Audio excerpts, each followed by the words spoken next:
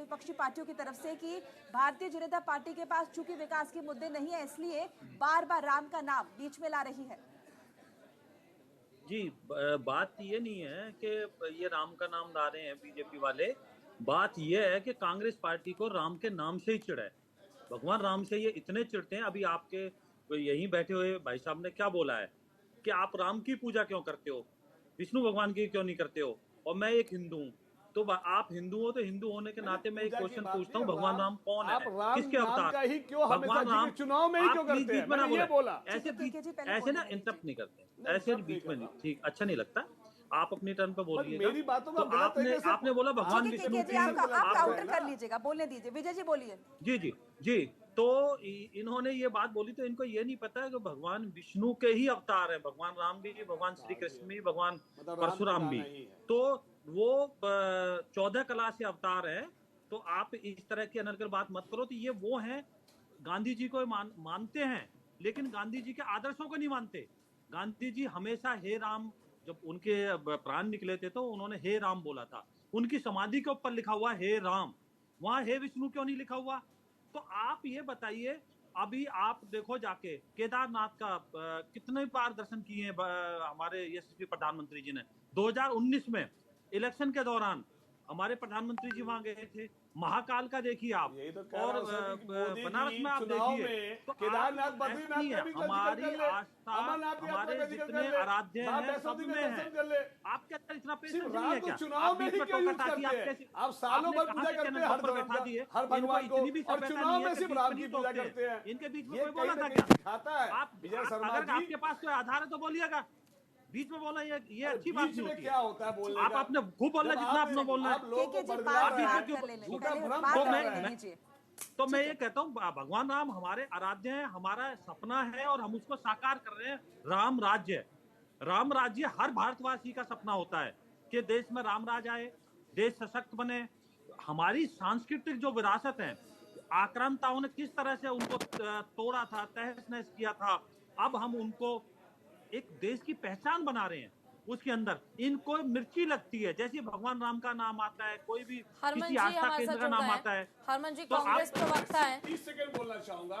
हम कहते हैं राम राज की आप बात करते हैं और आप हॉर्स ट्रेडिंग करते हैं, आप एमएलए खरीद लेते हैं, किडनैपिंग कर लेते हैं, सत्ता किसी तरह से बेईमानी से पा लेते हैं। क्या वो राम राज है? सिर्फ राम राज बोलने से मैं बताता हूँ, कहने से नहीं हो जाता। आपके आदर्शों को आपका मैं बताता हूँ, आपके हेमंत सोरेन किस केस में बंद हुए थे?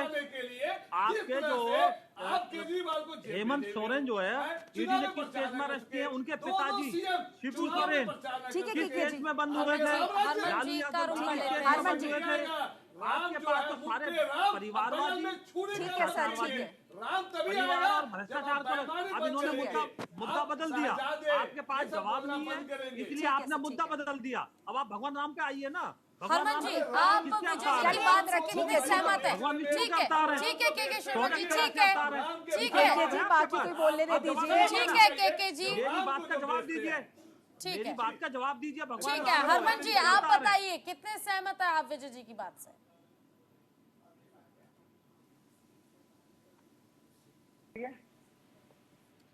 जी बोलिए।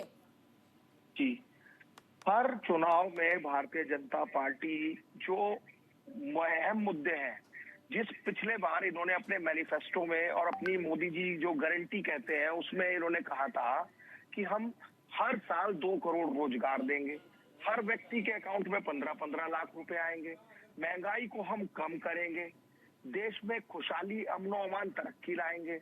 उस विषय पर ये बात नहीं कर आज ये बार बार हर चुनाव को हिंदू मुस्लिम, राष्ट्रवाद, राम मंदिर, कितनी बार इस मुद्दों को बार बार करेंगे? अरे भाई, पूरी देश की जनता इसलिए आपसे पूछ रही है। अभी वोटिंग परसेंटेज जो आप बार बार कह रहे हैं ना, कम हो रहा था, लोगों का रुझान कहीं ना कहीं इसलिए भी कम हुआ है कि ये जो सरकार है बार बार इस तरीके से झूठे और जुमले पेश करके तो लोगों को और ज्यादा बढ़कर वोट नहीं करना चाहिए सरकार बदलने के लिए? सर क्या ऐसा नहीं लगता? मैंने वही बता रहा हूँ।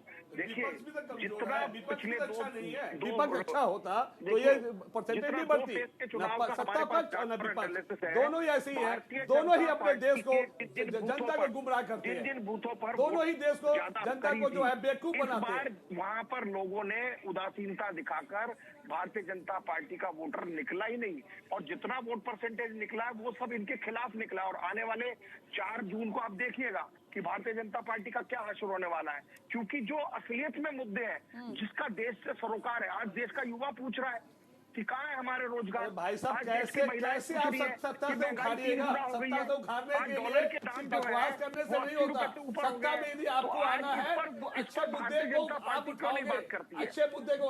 आप तो बीजेपी की चाल में जो जाल फेंका जाता है, जिस मुद्दे को वो चाहते हैं उसी मुद्दे पे डिबेट हो जाता है, उसी मुद्दे को आप उसके जवाब देने लगते हैं। आप तो अपने मुद्दे से ही भटक जाते हैं, तो कैसे सत्ता आ जाएगी? अभी चलिए आजम खान साहब का रुख कर लेते हैं। उड़ के आ जाएगी। आजम जी का रुख कर लेते हैं। आजम जी, विपक्ष अपनी भूमिका उस तरह से निभा नहीं पा रहा, वो मजबूती से इसीलिए- खड़ा नहीं इसीलिए सत्ता है, पक्ष मजबूत इसीलिए है। सत्ता पक्ष मजबूत है। कितना सहमत है आप इस बात से?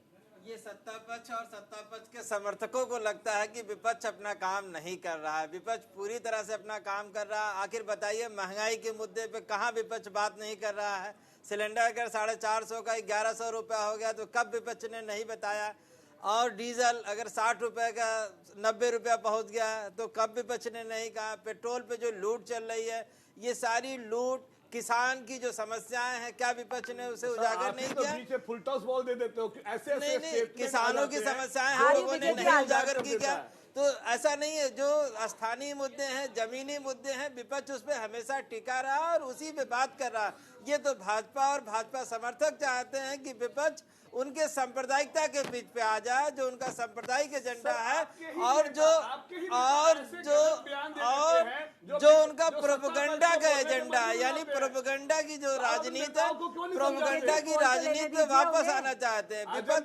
विपक्ष बिल्कुल नहीं चाहता है कि वो क्यों नहीं समझाते या कोई ट्रेनिंग क्यों नहीं देते? जब चुनाव हो तो 10 आदमी ही बोलेगा, बाकी लोग उलझुल फालतू का कुल भाषण मिलाकर नहीं देगा। विपक्ष की विपक्ष कमजोरी आप जो उसे है बता रहे बिल्कुल हैं। ठीक है। प्रोपेगेंडा और सांप्रदायिकता के एजेंडे पे नहीं जाना चाहता है। ठीक है। भाजपा समर्थक लोग और भाजपा चाहती है कि विपक्ष इस पे आ जाए। AK मिश्रा जी, देखिए लगातार हर एक सनातनी ने इंतजार किया। कहा जाता है जब राम मंदिर बनकर तैयार हुआ, आपने पूरे भारत में देखा होगा कि किस तरह खुशी की लहर लोगों के बीच थी। कहा गया कि 500 साल का इंतजार आखिरकार खत्म हुआ, और अब जो वो इंतजार खत्म हो गया है तो खुशी होनी चाहिए लोगों के बीच, लेकिन अब सिर्फ इसे एक चुनावी एजेंडा बना दिया गया है, चाहे उसमें पक्ष जिम्मेदार हो चाहे वो विपक्ष ही जिम्मेदार क्यों ना हो। नहीं, हम पक्ष और विपक्ष भी नहीं बोलेंगे। हाँ। कुछ ऐसे लोग रहे हैं जिनको राम या राम मंदिर या राम का नाम कभी नहीं सुहाता था, इस देश में हमेशा से रहे हैं। और वो क्यों नहीं सुहाता था, उसके पीछे कारण है। उनको पता है कि अगर राम का नाम की भी अगर लहर चल गई, फिर से वो राम नाम